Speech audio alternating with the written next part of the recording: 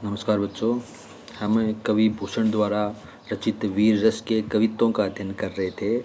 इस क्रम में हमने 4 कवित्वों का अध्ययन कर लिया है। तो उन कवित्वों से हमें पता चलता है कि प्रस्तुत कवित्वों में कवि भूषण ने शिवाजी के शौर्य का वर्णन किया है। तो इसी क्रम में कवि ने शिवाजी के ही वीरतापूर्ण प्रताप, दबदबा का उदाहरण सहित, दबदबा समझते हो ना, जैसे आधिपत्य है, उनका दावा है, आतंक है, तो इनका शिवाजी के ही दबदबे का उदाहरण सहित इस कवित्व में कवि ने वर्णन किया है।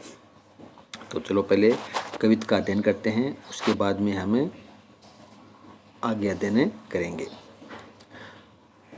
गरुड़ का दावा जैसे नाग के समूह पर, दावा नाग जूह पर सिंह सिर ताज को, दावा पुरहूत को पहाड़न के कुल पर, दावा सबे पच्छिन के गोल पर बाज को, भूषण अखंड नवखंड महिमंडल में तम पर दावा रवि किरण समाज को, पूरब पछाव देश दक्षिण ते उत्तर लो, जहाँ पातशाही तहाँ दावा शिव राज को। तो इस कवित्व में कवि ने जहाँ तक बादशाही है, जहाँ तक मुग़ल बादशाही है, वहाँ तक शिवाजी का ही आधिपत्य का वर्णन किया है, शिवाजी के ही आतंक का वर्णन इसमें किया है।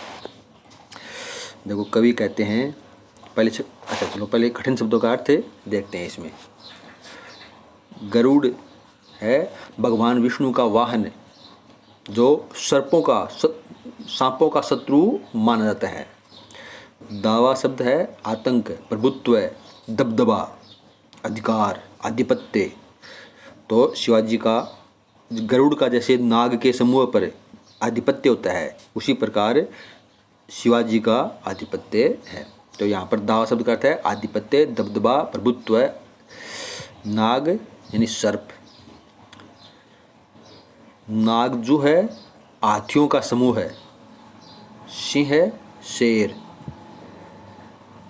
सिरताज यानी सबसे अधिक शक्तिशाली, पुरहूत इंद्र, पहाड़न पहाड़ों, कुल यानी समूह पर, पच्छिन पक्षियों के, गोल यानी समूह है, झुंड, बाज पक्षी, अखंड यानी संपूर्ण, नवखंड यानी 9 खंडों या 9 भागों वाली।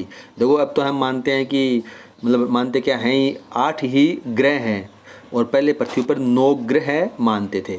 तो पहले के लिए वर्णन 9 खंड माने गए, पृथ्वी के 9 भाग, पृथ्वी के समान वाले 9 भाग, जो महिमंडल है पूरा। महिमंडल बोलते हैं पृथ्वी को, और नवखंड बोलते हैं कि पृथ्वी के समूह के जैसे 9 ग्रह और है ना, उसी 9 ग्रहों पर संपूर्ण ब्रह्मांड। नवखंड मतलब 9 खंड वाला संपूर्ण ब्रह्मांड। तम अंधकार, रवि किरण समाज यानी सूर्य की किरण, उनका समूह है।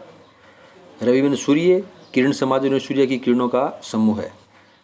पूरब यानी पूर्व, और पछा यानी पश्चिम, पूर्व और पश्चिम दिशा। दक्षिण यानी दक्षिण, उत्तर यानी उत्तर। पातशाही यानी बादशाही, औरंगजेब का शासन, शिवराज शिवाजी।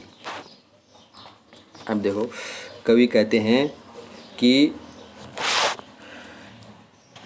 जैसे सर्पों के समूह पर, जैसे सर्पों के समूह पर बाज का आधिपत्य होता है, हाथियों के झुंड पर सबसे अधिक शक्तिशाली शेर का आधिपत्य होता है। जैसे पहाड़ों के कुल पर इंद्र का प्रभुत्व है, जैसे पक्षियों के समूह पर बाज का आधिपत्य है, दबदबा है, आतंक है, और 9 खंडों वाले संपूर्ण ब्रह्मांड और महिमंडल पृथ्वी के तम पर, अंधकार पर सूर्य की किरणों का आधिपत्य है। जैसे संपूर्ण 9 खंड वाले ब्रह्मांड और पृथ्वी, महिमंडल यानी धरती, पृथ्वी के अंधकार पर, तम यानी अंधकार पर सूर्य की किरणों का आधिपत्य है। वैसे ही पूर्व से पश्चिम तक, देश दिशा तक, पूर्व से पश्चिम दिशा तक, दक्षिण से उत्तर दिशा तक, जहाँ तक बादशाही, जहाँ तक मुगल बादशाही है, वहाँ तक महान शिवराज यानी महान शिवाजी का ही आधिपत्य है, दबदबा है। तो इस कवित्व में कवि ने संपूर्ण पृथ्वी पर महान शिवाजी के आधिपत्य का ही वर्णन किया है।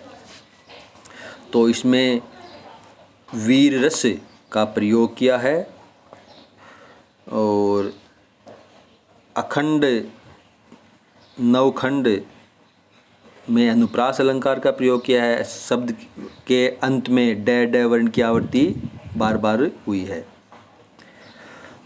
और संपूर्ण में वीर रस का प्रयोग किया है, अतिशोक्तिपूर्ण शैली का प्रयोग किया है